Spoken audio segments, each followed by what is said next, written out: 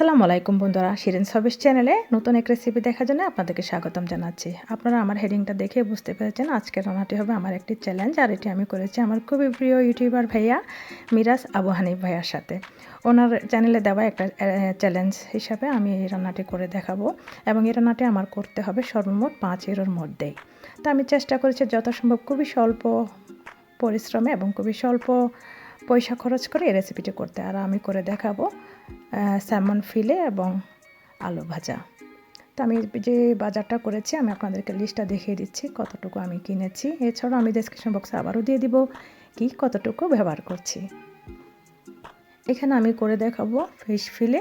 Salmon fish নিয়েছি আমি এখানে 199, 250 গ্রামের একটি প্যাকেট।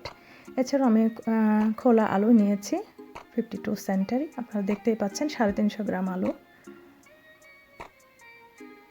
এছাড়াও আমি ঘর থেকে আরও অনেক কিছু ব্যবহার করব, অনেক কিছু না, খুবই অল্প পরিমাণে মশলা আমি ব্যবহার করব, এবং তার প্রাইসটাও আমি লিখে দিয়েছি ডেসক্রিপশনে।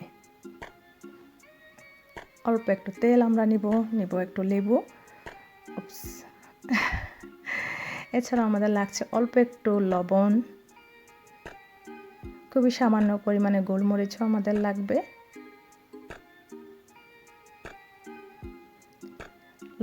অল্প একটু বাটার।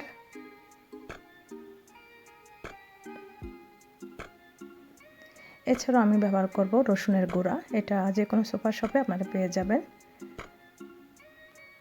এবং লাগবে অল্প পরিমাণে ধনেপাতা।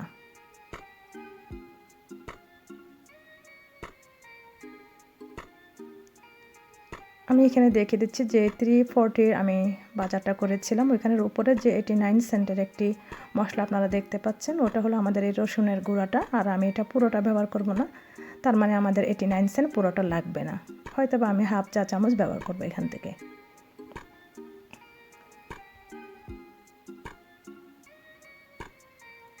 আমি লিস্টে দিয়ে দিয়েছি কি কতটুকু এবং কত পরিমাণে ব্যবহার করেছি। আমাদের পুরোটা বাজারের মধ্যে আমার লেগেছে 375, বাকি 1.25 সেন্ট আমি আমার পরিশ্রম এবং কারেন্টের বিল হিসাবে হিসাব করে নিলাম। এবার আমি চলে যাব আমাদের আলুগুলো সিদ্ধ করতে। আলুগুলোতে আমি অল্প একটু লবণ দিয়ে এবং পানি দিয়ে সিদ্ধ করে নিচ্ছি। আমাদের আলুটা আমি 80% সিদ্ধ করব। এবার চলে যাব আমি মাছটা ম্যারিনেট করতে। আমি আগেই বলেছিলাম আমি 250 গ্রামের একটি ফিলে প্যাকেট নিয়েছি, আর এই প্যাকেটের 2টা পিস থাকে এরকম। এবার মাছটা আমি ধুয়ে ভালো মতো পরিষ্কার করে নেব। যদিও মাছটা একদম পরিষ্কার করাই থাকে, তারপরও আমি একটু মনের শান্তির জন্য ধুয়ে নেব আবারও।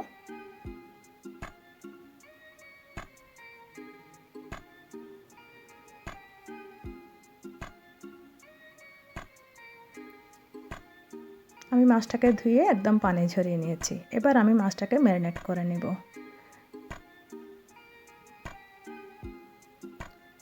মাছটাতে আমি খুব বেশি মশলা ব্যবহার করব না, শুধু ব্ল্যাক পেপার দিয়ে দিচ্ছি অল্প পরিমাণে, দিয়ে দিচ্ছি লবণ পরিমাণ মতো, এবং যে রসুনের গুঁড়োটা আমি নিয়েছিলাম ওখান থেকে দিয়ে দিব একদম হাফ চা চামচ মতো, একদম অল্প পরিমাণে, এবং দিয়ে দিচ্ছি লেবুর রস। এখানে আমি 1 টেবিল চামচ মতো লেবুর রস দিব। ব্যাস, এবার ভালো মতো উল্টে পাল্টে মেখে আমি মাছটা ম্যারিনেট করে নেব। এই মাছটাতে কিন্তু খুব বেশি মশলার প্রয়োজন হয় না, ইউরোপিয়ানরা এটা সল্ট এবং পেপার দিয়ে খেয়ে ফেলে ভেজে।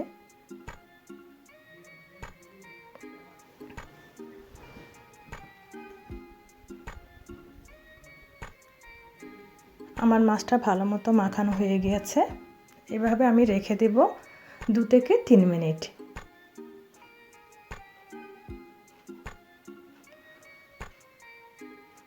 অন্যদিকে আমাদের আলুটাও সিদ্ধ হয়ে গিয়েছে। এবার আলুটাকে আমি চামড়াটা পরিষ্কার করে নেব।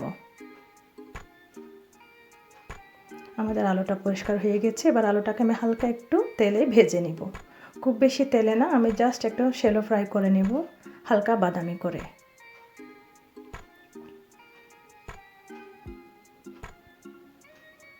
আমি একটা ননস্টিক ফ্রাইং প্যানে তেল দিয়ে দিলাম।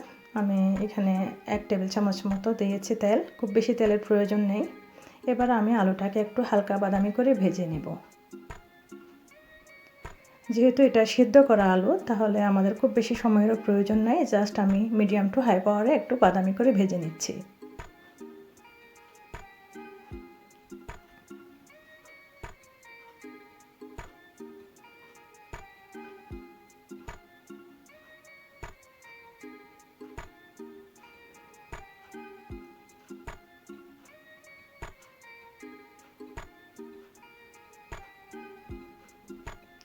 আমাদের আলুটা প্রায় ভাজা শেষ। আমি একটু লবণ দিয়ে দিচ্ছি, যদিও সেদ্ধ করার সময় আমি লবণ দিয়েছিলাম, তাও নামানোর আগে আমি আরও অল্প একটু লবণ দিয়ে দিলাম এবং দিয়ে দিচ্ছি অল্প পরিমাণে ব্ল্যাক পেপার। আবারও একটু নেড়ে ছেড়ে ভালো মতো ভেজে নিচ্ছি।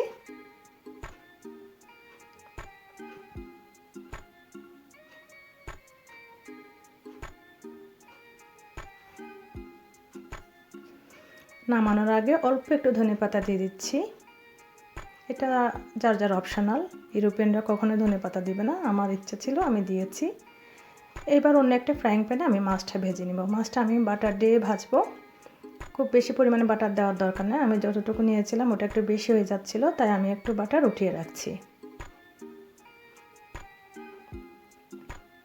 এইবার মিডিয়াম টু হাই পাওয়ারে আমি মাছটাকে উল্টে পাল্টে ভেজে নিব।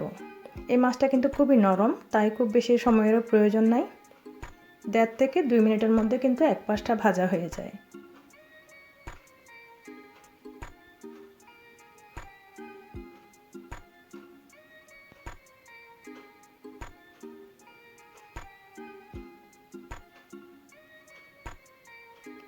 দুই মিনিট ভাজার পরে আমাদের মাছটা প্রায় এক পাশ হয়ে গেছে, আমি উল্টে দিচ্ছি। এই মাছটা খুবই নরম, তাই খুবই সাবধানের সাথে উল্টাতে হয়, নাহলে কিন্তু ভেঙে যেতে পারে। এবার অন্য পাশটা আমি 1.5-2 মিনিট ভেজে নিচ্ছি।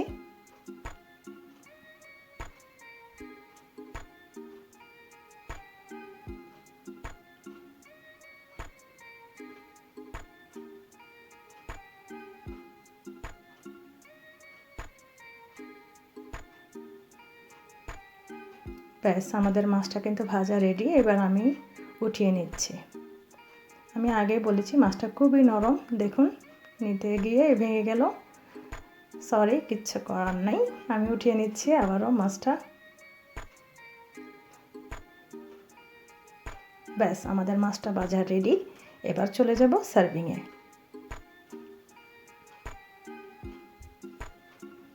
এই মাছটা ইউরোপিয়ানরা সাধারণত এরকম আলু ভাজা দিয়েই খাই, আমরা চাইলে এটা সালাদ দিয়েও খেতে পারি। যে যেমন ইচ্ছা তেমন করেই খেতে পারেন। খেতে অসাধারণ, বিশ্বাস করুন। বিশেষ করে নর্থ সি রেস্টুরেন্টে এই খাবারটা খুবই ফেমাস।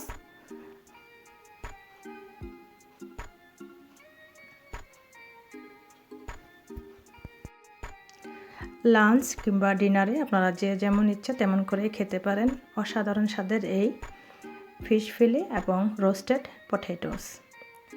তো আশা করি আমার রেসিপিটি আপনাদের ভালো লাগবে। ভালো লাগলে অবশ্যই আমার রেসিপিটাকে সাপোর্ট করবেন এবং মিরাজ আবু হানিফ ভাইয়ার চ্যানেলে গিয়ে আমার ভিডিওটাকে অবশ্যই ভোট করবেন। এটা আপনাদের কাছে আমার অনুরোধ রইল। যদিও একটি ফান চ্যালেঞ্জ সেটি, তারপর আমি চাইবো যাতে আমি জিততে পারি।